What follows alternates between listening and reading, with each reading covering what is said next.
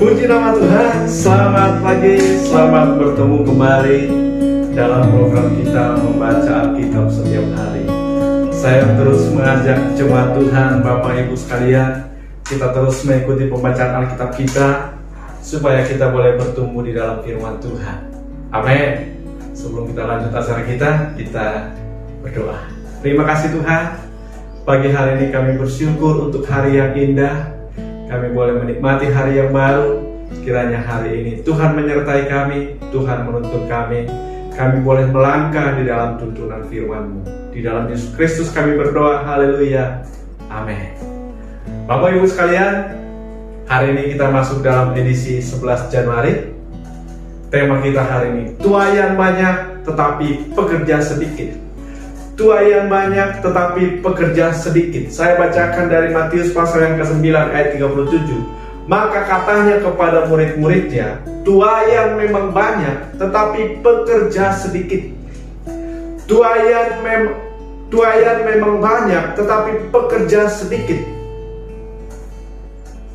Tuaian di sini Yesus berbicara tentang jiwa-jiwa. Banyak orang yang membutuhkan Tuhan. Banyak orang yang sedang terbelenggu oleh dosa. Mereka tidak bisa keluar dari dosa. Mereka tidak bisa melepaskan diri dari dosa. Karena apa saudara? Bukan karena kekuatan manusia, maka manusia boleh lepas dari ikatan dosa. Tetapi karena pertolongan Tuhan, karena pertolongan Roh Kudus. Haleluya. Tuaian memang banyak tetapi pekerja sedikit. Yohanes 4 mengatakan, lihat sekelilingmu dan pandanglah ladang-ladang yang sudah menguning dan matang untuk dituai. Yesus mengatakan, pandanglah sekelilingmu. Banyak jiwa-jiwa sedang terbelenggu. Mereka sudah matang untuk dituai. Bapak Ibu yang kasih Tuhan, Yesus mau supaya kita semua yang sudah percaya kepada Tuhan terlibat dalam penuaian besar ini. Amin. Tuhan mau supaya di antara kita tidak ada yang berdiam diri. Semuanya kita harus menjadi penuai jiwa-jiwa yang terhilang itu.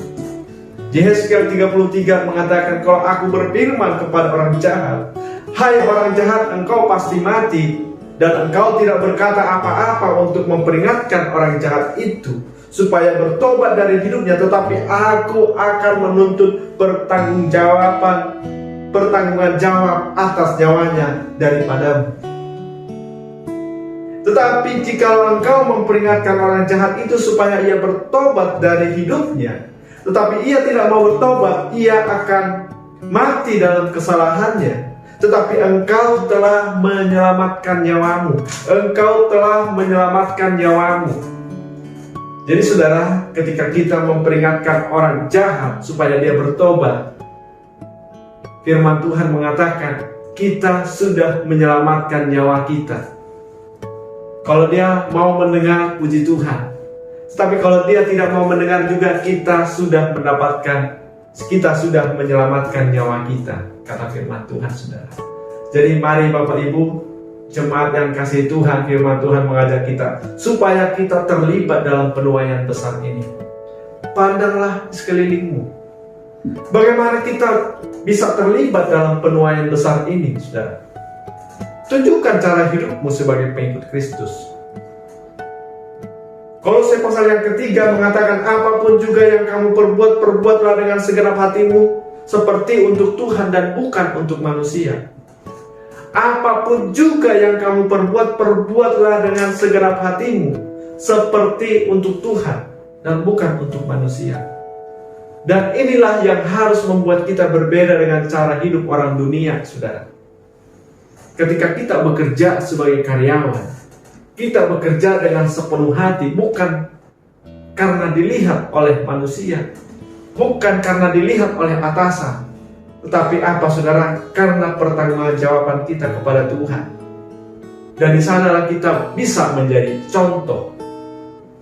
Tetapi saudara, ketika orang Kristen, orang yang percaya kepada Yesus, korupsi, aduh gimana lah saudara?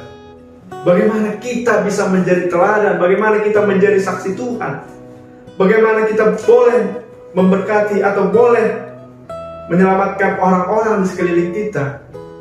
Bagi orang yang tidak mengenal Tuhan, hal itu mungkin hal biasa, saudara ya. Tapi bagi kita yang sudah mengenal Tuhan, tunjukkanlah cara hidupmu. Dengan cara itulah kita boleh menjadi contoh, menjadi teladan. Dengan cara itu kita bisa menjadi berkat bagi orang lain, sehingga mereka boleh melihat perbuatanmu yang baik dan memuliakan Bapamu yang di surga. Amin, saudara. Apakah kita semua harus jadi pendeta? Tidak semua kita punya panggilan itu. Tetapi saudara, kita boleh melakukan apa yang kita bisa perbuat di dalam pelayanan, di dalam gereja kita, lewat talenta yang kita miliki. Kalau kita bisa bernyanyi, bernyanyilah untuk kemuliaan Tuhan. Kalau kita bisa bermain musik, bermain musiklah untuk kemuliaan Tuhan. Amin. Kalau kita punya keuangan, bantulah keuangan gereja. Supaya apa, saudara? Supaya pelayanan bisa berjalan dengan lebih baik. Mari semua kita terlibat.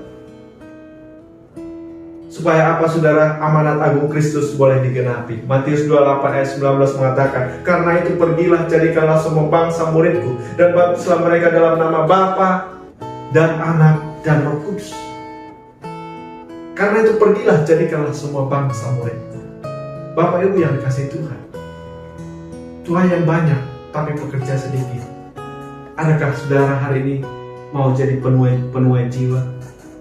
Adakah saudara digerakkan Tuhan untuk mau terlibat dalam penuaian besar ini? Itulah yang Tuhan lakukan. Amin, saudara. Kita berdoa. Terima kasih Tuhan untuk firman Tuhan hari ini. Biarlah kiranya setiap kami terlibat dalam penuaian besar. Roh Kuduslah yang menolong kami, Roh Kudus yang mengurapi kami, sehingga kami boleh dalam tuntunan Tuhan, sehingga kami boleh terlibat dalam penuaian besar. Di dalam Yesus Kristus kami berdoa, haleluya. Amin. Terima kasih. Sampai ketemu episode selanjutnya besok pagi. Tuhan memberkati kita. Amin.